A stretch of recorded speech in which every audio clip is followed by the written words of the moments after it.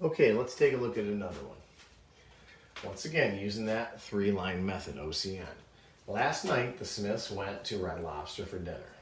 Their bill came to $95, and they planned on leaving a 20% tip. What was the new bill total after the tip? Okay, so we have a bill that originally came to $95. They planned on leaving a 20% tip. And then they want to know what the new bill after the tip was. Okay, so that means we're going to use the three-line method. So we have the O, the C, and the N. Now set up a three-line method underneath it. It's all proportion.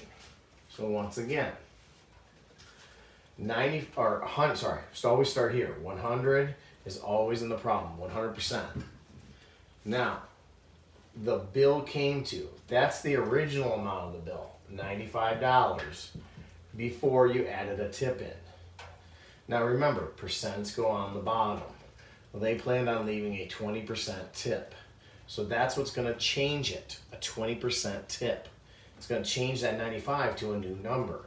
So 20% tip, okay? And then what is the total of the new bill after the tip? So new bill is right there.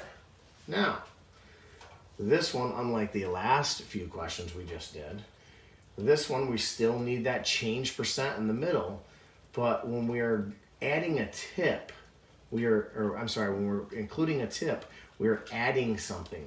So this now is going to become addition between there, not subtraction like the last two. So 100 plus 20 is 120. Now, just like the previous problems, you could look at it like this as your cross multiplication, or you can rewrite it. 95 over 100 equals x over 120. Your choice. I don't really care what you do. Okay, you can use either one of them. So now, cross multiply. 100 times x is 100x. 95 times 120. Well, use your calculator. Those are big numbers. 95 times, we can do it, but if you have access to a calculator, especially in 8th grade, you're allowed to. So it comes to 11,400. Okay, now you can see that we have a value with an x equals another value. That's an equation. This number is attached to that variable. That means multiplication side by side.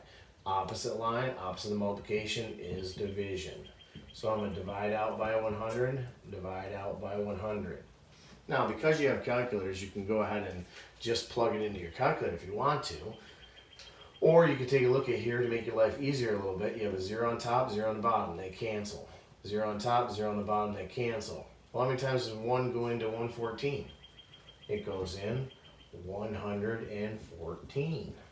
So that is my total of how much I'm going to leave for the waiter or waitress is $114, and that includes my 20% tip.